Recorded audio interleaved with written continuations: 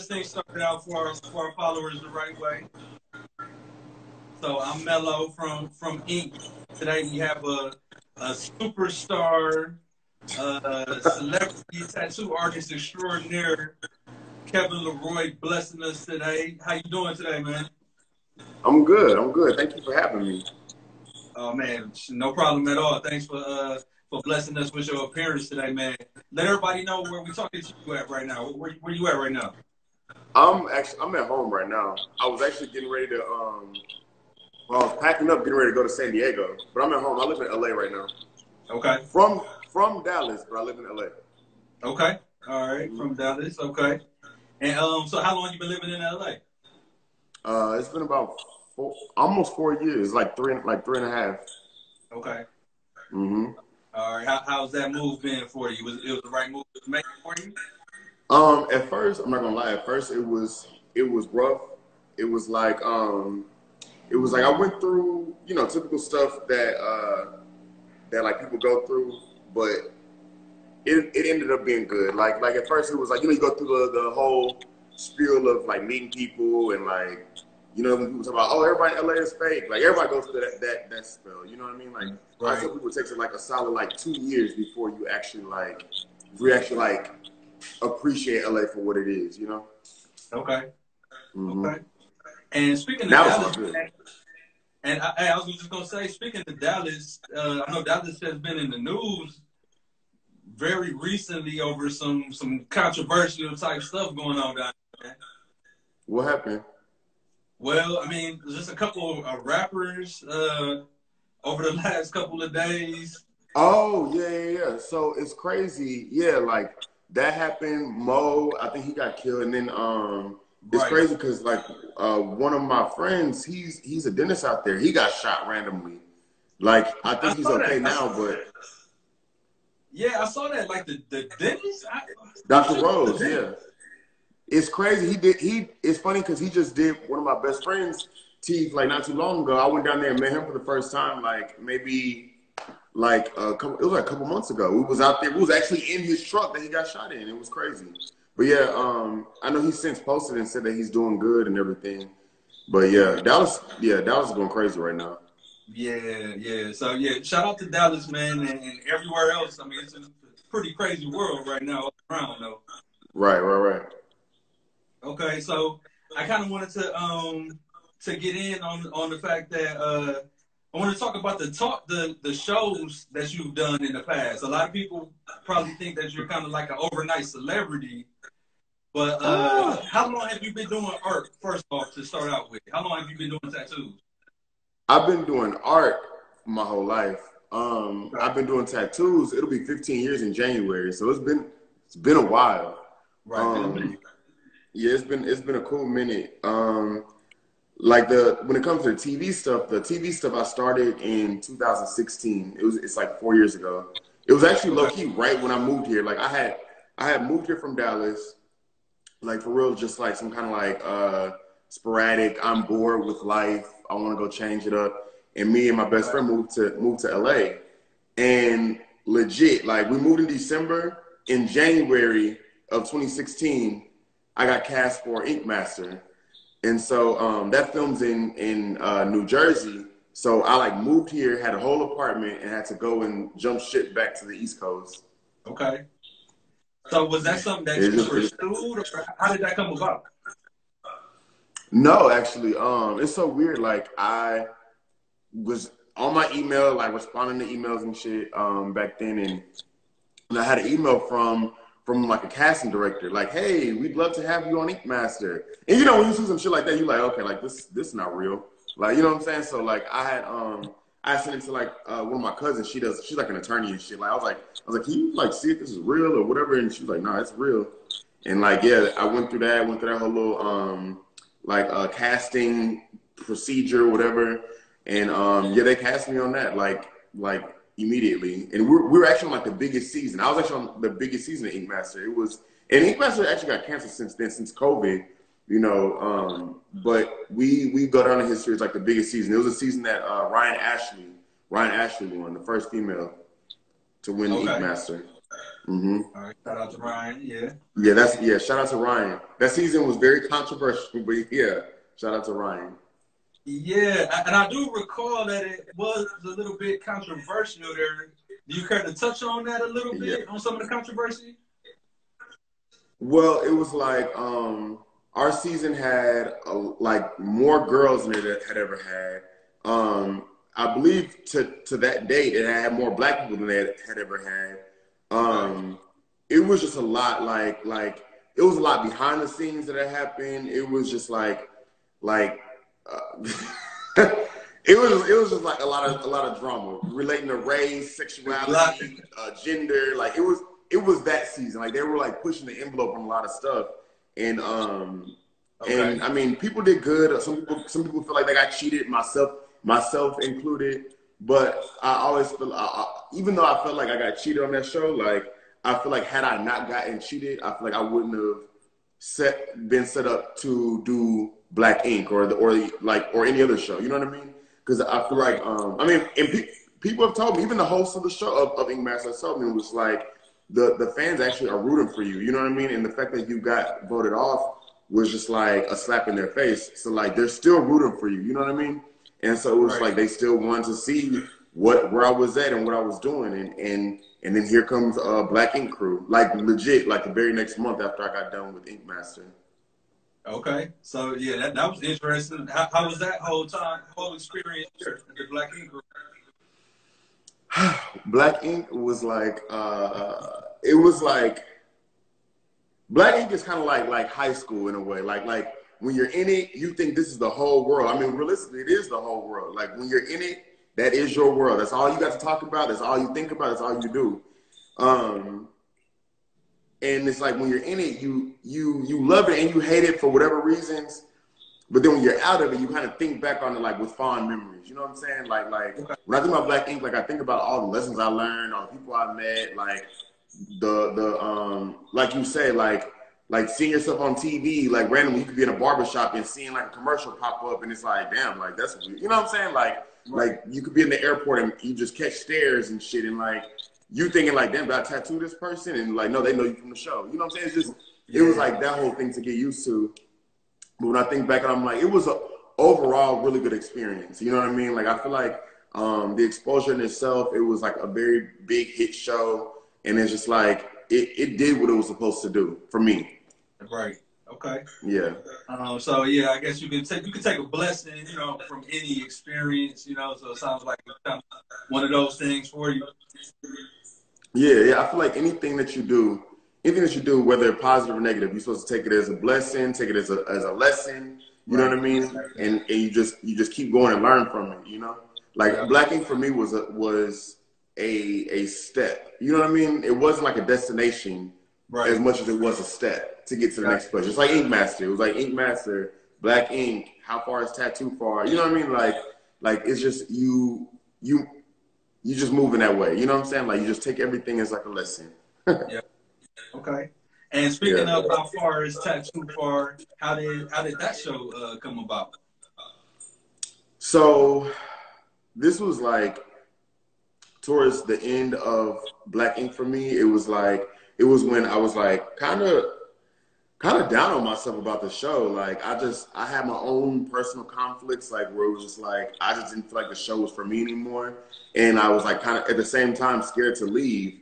You know what I mean? Like, cause it's like, even when I would tell people like I wanted to leave the show, they were like nigga, what? Like this is a big opportunity. You know what I'm saying? Like at that point, I had been doing it for 2 years, and you know, like which isn't a long time in the grand scheme of like how long the show's been running, but I had felt like I had my time had expired up there, and like I struggled with that. Was like I don't want people to think like I got fired. I was like I don't want people to be mad at me or like forget about me. But at the same time, I knew that it wasn't right for me anymore. Yeah. And at the time, the same production company for VH1's Black Ink is the same production company that worked or developed MTV's How Far Is Tattoo Far. Okay. And so we shot, I was invited to do, they shot 2 pilots. A lot of people don't know this, but they shot 2 pilots for that show. They shot one for VH1 and one for MTV to see which one would do better. people don't know that. Whatever, I don't give a damn. People don't know that Sky was going to be the host for the VH1 version, and Snooki was going to be the host for the MTV version. So they did both pilots. They had a different cast for both things. Like it was a group of tattooers for the VH1 version, and a separate group of tattooers for the MTV version. I was only supposed to be on the VH1 version, and then like after we filmed it, I don't know if you guys are familiar with Mel from Black Ink Crew, but they liked me and Mel, so they were like, you guys, they invited us to come and do the MTV version too. And so the MTV version ended up getting picked up. And so it just went from there. It was like, I'm on a whole other show. And then we had that in the back pocket. So I was like, okay, well, I can leave Black Ink Crew. Because I actually do love doing TV. Like, I like doing that. That part is fun. It was just like the conflict and the drama that would like annoy me. You know what I'm saying? But How Far Is Tattoo Far? By far was like the most fun show that I ever have been a part of. All right, yeah, that's pretty cool. We did an interview with Tiffany Tattoos, who was on there. Yes, so Tiffany, mind you, is so crazy because Tiffany was on Black Ink. She was on and left Black Ink before I had even got on. So I think right when she left was when I got on. And so like when I see like past episodes, like right before me getting on there, I see Tiffany and she's fighting and she's doing all this stuff and like yelling and screaming. And then when I meet her on and not even just that, but like you just hear like how everybody feels about her, like people talking shit about her, you know, all type of stuff like on the show. And then when I actually met her in person, I'm like, I told her, I was like, dog, you cannot be the same girl who was on that damn show. Because Tiffany's like super quiet, like super humble, so sweet, like beautiful girl. Like it's crazy. I was like, dog, like they really pushed you to a place where you probably shouldn't have gone. But Tiffany, if y'all do know Tiffany is like the sweetest person, like most genuine, like talented, like she's so dope. But yeah, she was also on How Far Is Tattoo Far. Yeah. She is super dope, sweet, beautiful, like you said. So shout out to Tiffany Tattoo. Yeah. And so on How Far Is Tattoo Far, I know y'all did wild tattoos on there. What was the wildest tattoo you did? I see. The thing about me is like, I like the drama of things. You know what I'm saying? Like whenever how the show will go is like every day we will get a sheet of paper with like basically like a profile of like who's like what is like a duo, you know, like it's like one person, like friends may come and like do the tattoo. So basically it's like the picture of both of the people, like a rundown of like what their story is and what your assigned person wants you to tattoo. And then basically like you take this little description and you bring it to life. So to me, I'm like, I want the shit to go viral. So you know, I dig deep into like disgusting.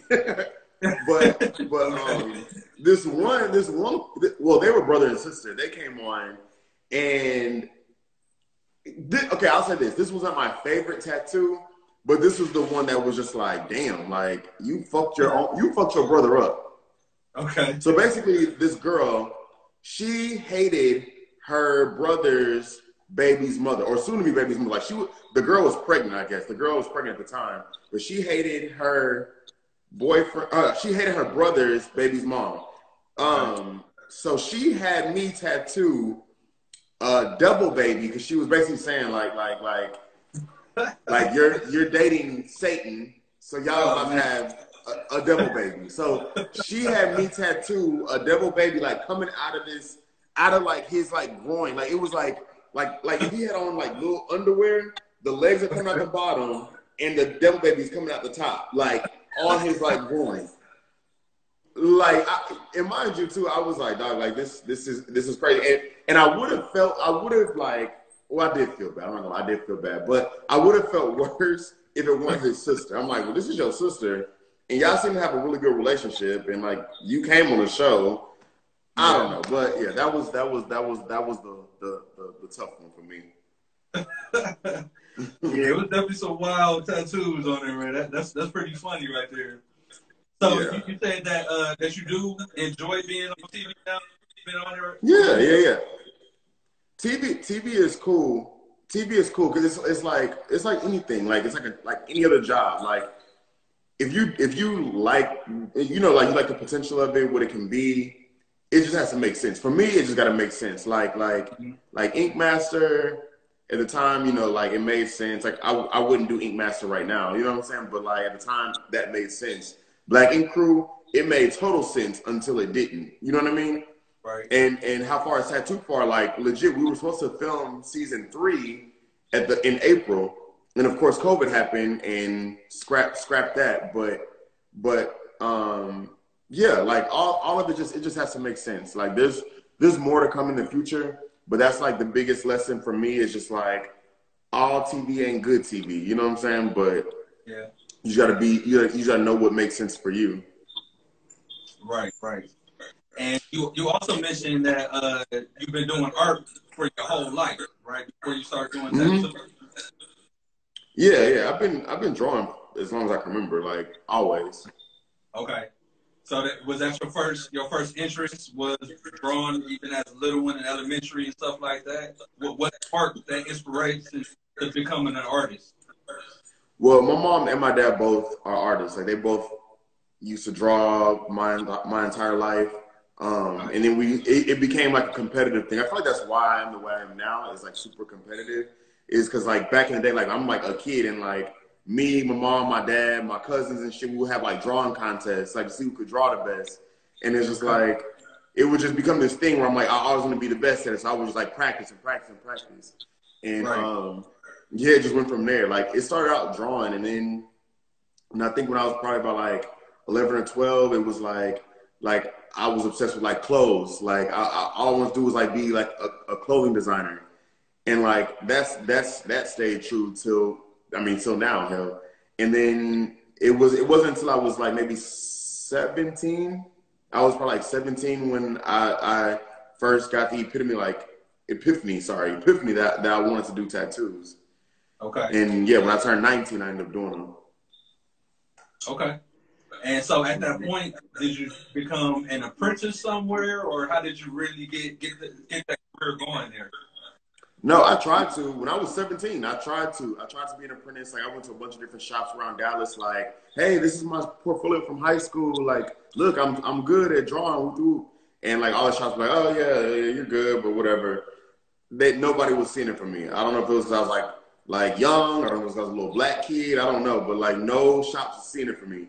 It wasn't until I turned 19. I had just graduated high school.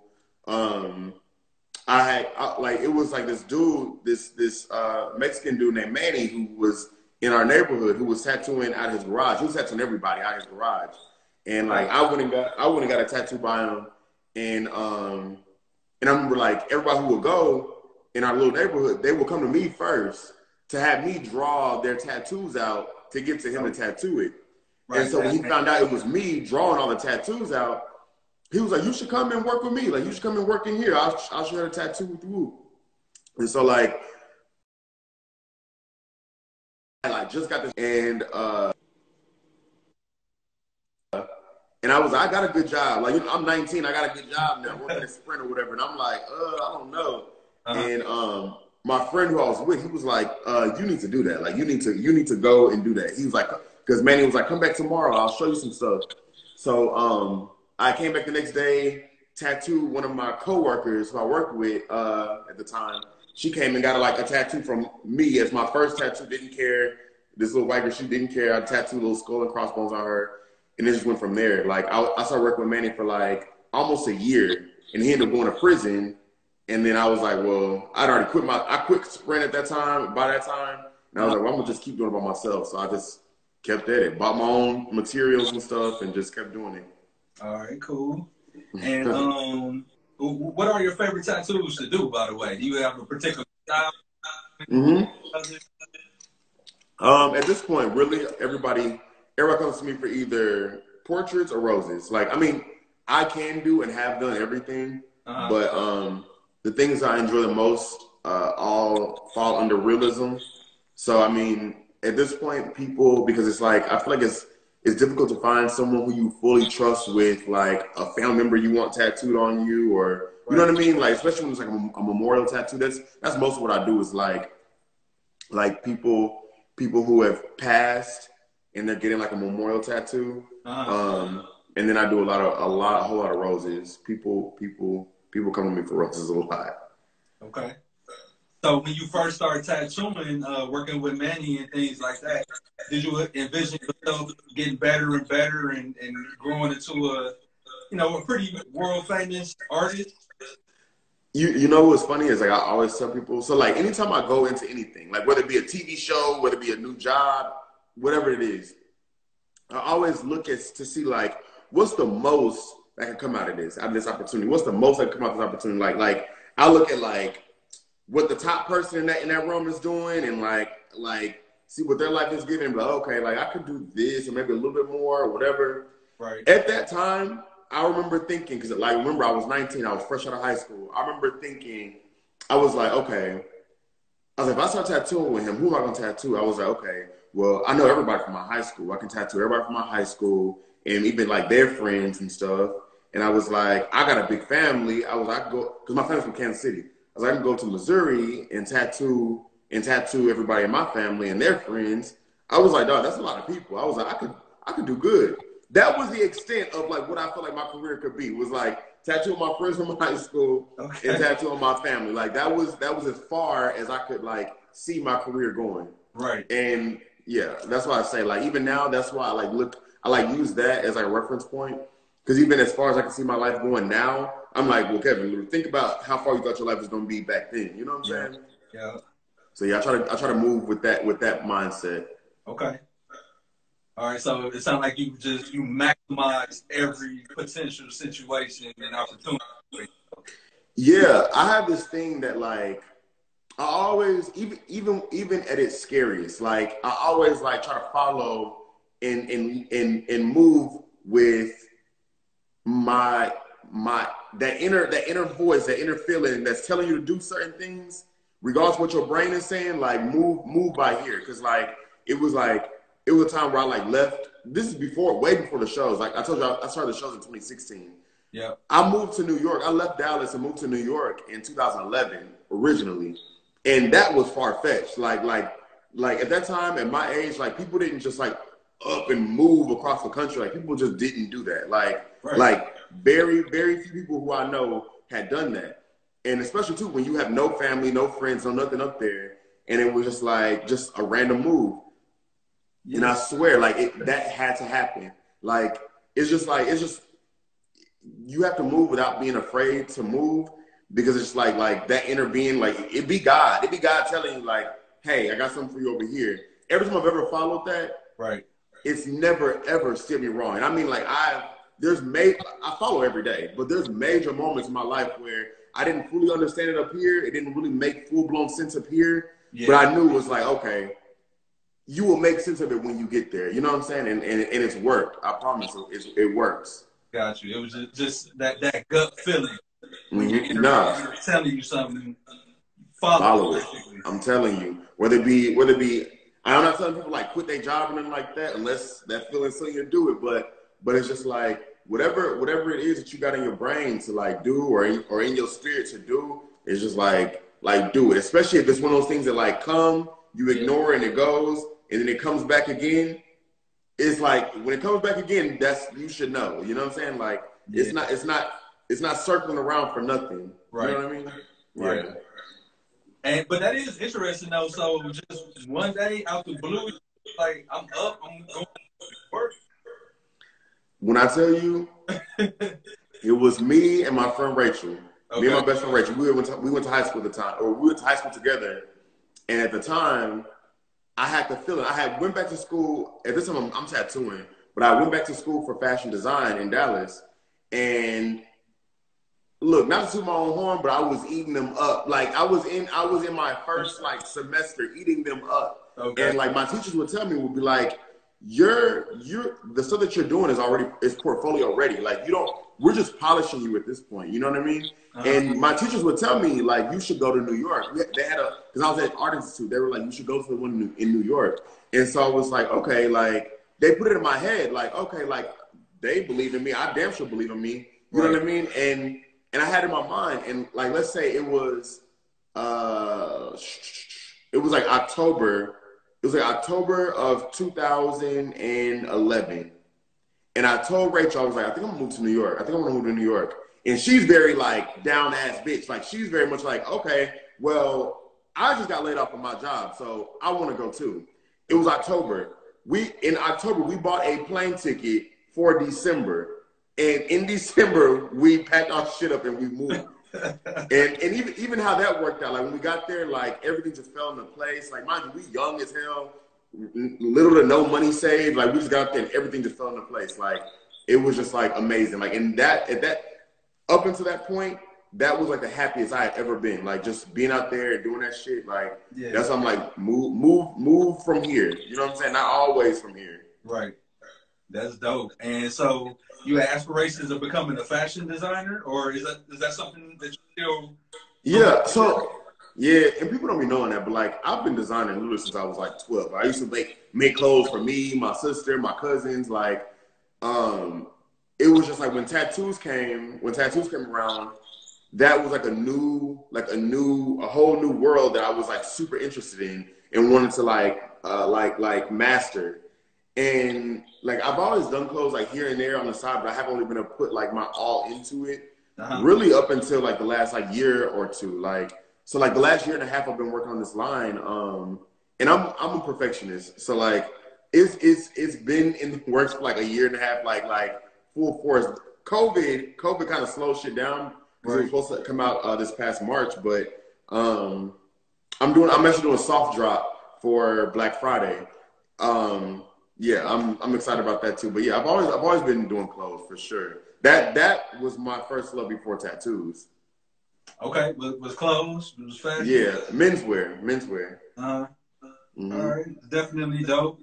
And speaking of, you mentioned COVID. How has COVID impacted business? Obviously, it's impacted travel, right? Sure. Yeah, COVID. At first, for sure, it was like at that time, like I was like go for years. I had always been that way, like a busybody.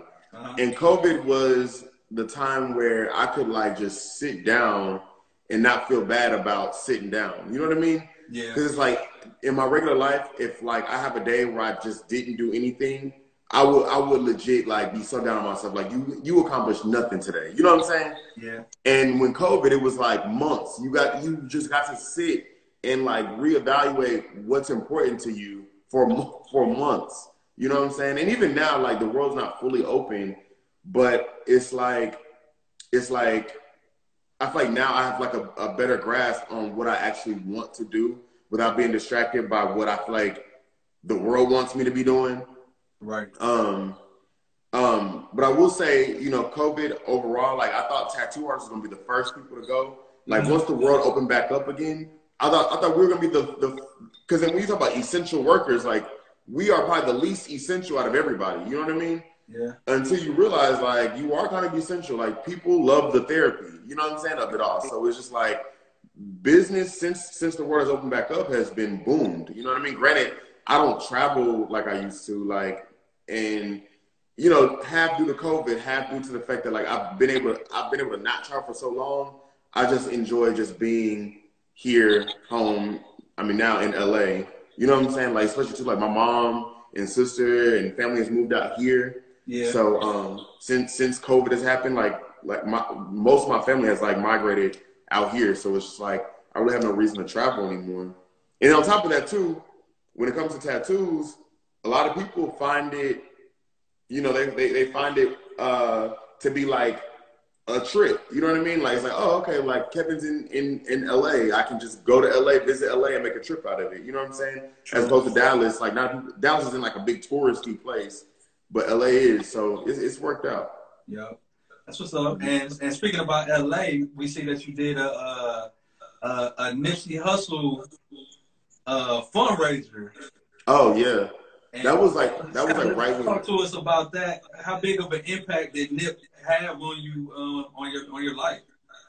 So it's crazy because honestly, I didn't listen to Nipsey music before he passed. Like, I'm from Texas, and like our sounds are totally different, right? Like the South versus the West Coast. It wasn't a lot of West Coast rappers I would really listen to, but then like working in a shop in LA around like actual LA based, you know, tattoo artists, they playing Nipsey in the shop always, you know what I'm saying? And it's like, you start listening to like what he's about, and it's like he'd be about some different shit. And then after he passed, which was like crazy to me, because it was like, I knew who he was. I didn't really listen to him like that, but I knew who he was. And like, you know, you would see interviews and you would see just people talking a different language than most rappers talk. And it was just like, okay, like to me personally, and I know that's cliche as hell, it's just like everybody else, it's like, it was legitimately about like the hustle of things. It was just like why you want to buy, you know, this $30,000 watch when you could go and buy, you know what I'm saying, a business or a piece of property somewhere. You know what I'm saying? Right. And it's like to hear the type of person that we all look up to our whole life talk like that. It was like, okay, like, and then not only just that, but the impact that his death had, especially on LA, was insane. And it would lead you to a thought that like in your own life, that's the kind of impact you want to have on your community. You know what I'm saying? Because people die. That's the kind of legacy that you would like to leave one day. Exactly. Because people die every day, but not every day do people wrap around a tattoo shop trying to get your portrait tattooed on them. Yeah. You know what I'm saying? Yeah. What kind of person is that? You know what I'm saying? Like, so Nipsey had that kind of impact on me where it was just like, I was impacted by the impact, if that makes sense. Right, I got you. You know what I'm saying? Yeah. So yeah, and we did for Enigma, our shop is Enigma Beverly Hills. We had Nipsey Day where, like, honestly, I didn't think it was gonna be that big. Mind you, we end up having like call our like tattoo friends from other shops. Hey, do y'all think I can come and pull up and like help us out with this? And like it became like a full blown thing, and it was beautiful to see. Like, and we donated like 90%. I can't remember exactly the number, but we donated like damn near all the money. We literally just covered the cost of supplies and security, and every other dollar went to this elementary school that Nipsey was working with right before he died. So we went to the elementary school. We gave them the whole big check and everything. Like it was crazy. Like see the kids and like they were super excited about it. Like yeah, that was an amazing experience for sure. The news came out and everything. It was cool. Yeah, that's big. That's a blessing, man. It's fitting that it would be about Nipsey Hussle because that's the type of stuff that he was on and the type of stuff that he was doing too. So definitely feel there. Even in death, like you're still sparking that kind of momentum. You know what I mean? Like yeah, that's to me what meant the most about Nipsey. It was just like you can spark so much positivity not only in your life but even in your death. Yep, that's a fact. And you mentioned working at Enigma, and how was it working with Kat? That is my little sister by every sense of the word. Like, no, I love Trina. Trina legit is like my little, like my actual little sister lives out here, and Trina is here, and they're both the same age. Okay. And it's just like literally, I would give that girl the world. But she annoys the hell out of me. Nah, but in a good way. Right. In a good way. Typical like, brother-sister relationship. Yeah, in a good way. Like she's the first person to call me every morning. She wake me up every morning. Like, yeah. She motivates the hell out of me too because Trina is like she's okay. For those who don't know, because I always catch myself whenever I'm talking to like people who don't know her. Okay. Everybody knows her by Kat. Her name is Katrina. Okay. Everybody calls her Trina. So like if you hard Kat, it hits my ear wrong. So like yeah, okay. So Katrina is she's a force to be reckoned with, dog. Like she's young, she's pretty. You know what I mean? She's super talented. It's like you know, typically, especially in LA, you have a lot of girls out here who are really pretty, who have 1 million followers on Instagram, who that's the extent of their resume. You know what I'm saying? Yeah. But with Trina, it's like she's always had like a boss, go get it mentality. You know what I mean? Okay. And when I met her, it was like, at that point, our lives have been so fucking parallel. Like, it was just like, it was crazy. She had hosted Amber Rose's Slut Walk one year that I was just out here visiting. And mind you, at the time, we had already been following each other because we both were on Black Ink Crew. Mm-hmm. She was on Chicago, I was on New York, but we had never met, but we followed each other. And so, like, when we were out here, I DM'd her. I was like, hey, like, link up. Let's go get a drink or something. And she was like, okay, cool. And even me knowing her now, I'm like, that must have been a weird circumstance because whenever people try to, like, link up with her, she never does it. She never does it. But I'm like, she linked up with me. So, like, okay, we went out, had drinks, and, like, legit. And I promise you, maybe 2-3 times in my life has this ever happened. But, like, when I met her, it was like we clicked. Like, we clicked immediately. Like we was talking every day. Like, we would hang out. Like I told her, I was like, she was telling me about she wants to start a shop in LA. And I was like, dog, that would be dope. I thought about it too. That would be dope. And I was like, honestly, this is around the time when I was like over being on the show, being on Black Ink. I was like, dog, if you open a shop in LA, I was like, I'm gonna wash my hands of that shit. And I'm coming. I'm working with you. And she was like, Kevin, she's like, if you would work with me, she's like, blah, blah, like that would be dope. But I could tell she didn't believe me. You know, it's like, oh, okay, like, right. Yeah. She was just capping. Right. So I came back another time to visit, and she brought me into Enigma, like the skeleton of Enigma. Like, it was nothing in there. Like, floors wasn't done, nothing was built out. She just brought me in there. And I remember I walked inside, and, like, I got goosebumps. I was like, okay, so you opening it. I put in my 2 weeks at Black Ink, and I came in. She was just like, like you came, and we hustled. We trapped that shit out, and now it's just like Enigma is literally the most family oriented shop I've ever worked at. Like it be looking like we be like an Instagram little click or whatever, but like no, like legit. Without every single person at that shop, like my LA experience would not be what it is right now. You know what I'm saying? Like. And I don't know whether Kat knows that or not, but it's like without her opening that shop, I probably low-key probably would have moved back to Dallas. You know what I'm saying? Like by that shop being what it is and what it's meant to me and everybody else who works there, it's like it's made me so comfortable and be able to live this life out here where it's like my mom sees, oh, you're comfortable, like, okay, I want to leave Dallas too. I'm gonna come out there. Right. By her being out here, my little sister. You know what I'm saying? It's just like it was like a domino effect. You know what I'm saying? It's just like, yeah, it's been a great experience. We're actually like we actually have something major in store for Enigma. I wish I could talk about it right now, but I can't. But just we got something. You sure you can't bring it up right now? I wish I could talk about it right now, okay, but I can't. Just that we got something very big for y'all. I'm so excited about. So we'll definitely be staying in tune with y'all on that one. And we ain't gonna keep you all day, man. We know you're a busy man, but to finish off, I want to ask you, what's the craziest or the funniest or the wildest tattoo session that you can think of that you've been a part of? It could be with a celebrity or just with an average coach. Oh Lord, I hate this question. There's a million different things come in my head, and I'm like, and every time I answer, I'm like, Kevin, like Tim, I'm like, Kevin, you should have said that. Damn. Okay, so I'll say this, since we were talking about how far it's too far, it would have to come from that show. Like, it would have to come from that show. Dog, every tattoo I did on there was like insane. Like, right, yeah, the devil baby, man, that was pretty insane.